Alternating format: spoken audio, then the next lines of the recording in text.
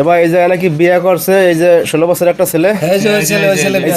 এই ছেলে তুমি বিয়ে করছো ভাই? হ্যাঁ। আপনার বয়স কত আপু? 28। 28 বছর।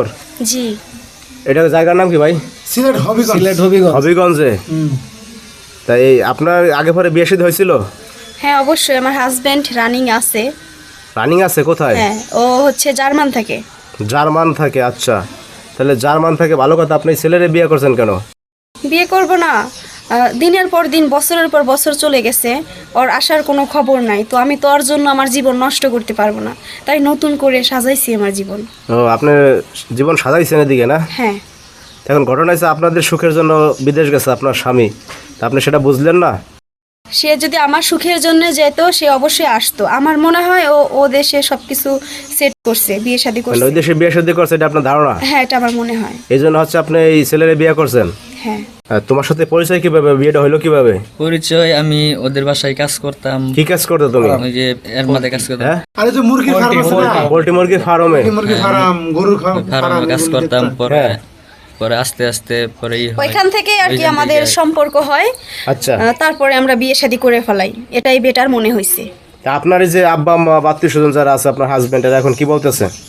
ওরা তো মানবে না বিষয়টা, কারণ এটা তো মানার কথা নাকি? ধরা ছোঁয়ার বাহিরে, এই জন্য আর কি। ও তো আমাদের বাসায় কাজ করছে, এটা তো কখনোই মানবে না। আর প্রথমত আমার তো হাজবেন্ড আছে, তো কে মানলো না মানলো এটা আমার আসে যায় না। আমি মানছি, আমি বিয়ে করছি, এটাই।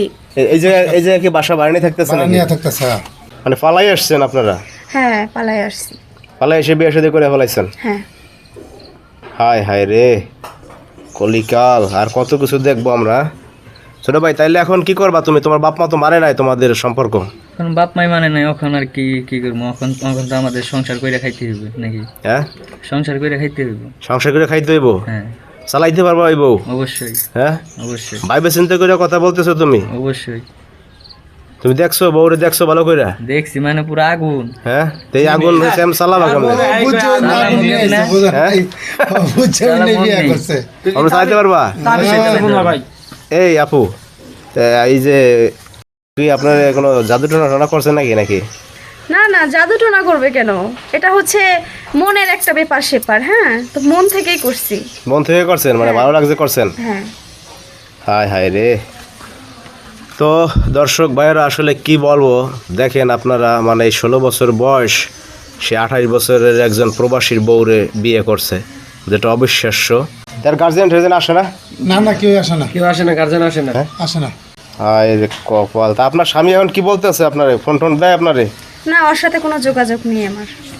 যোগাযোগ নাই? না, ওর সাথে কেন যোগাযোগ রাখবো? আমি তো নতুন সংসার সাজাইছি, তো প্রশ্নই আসে না ওর সাথে যোগাযোগ করার। মানে অতীত আর যাবে না, বাস্তব নিয়ে অতীত বাদ।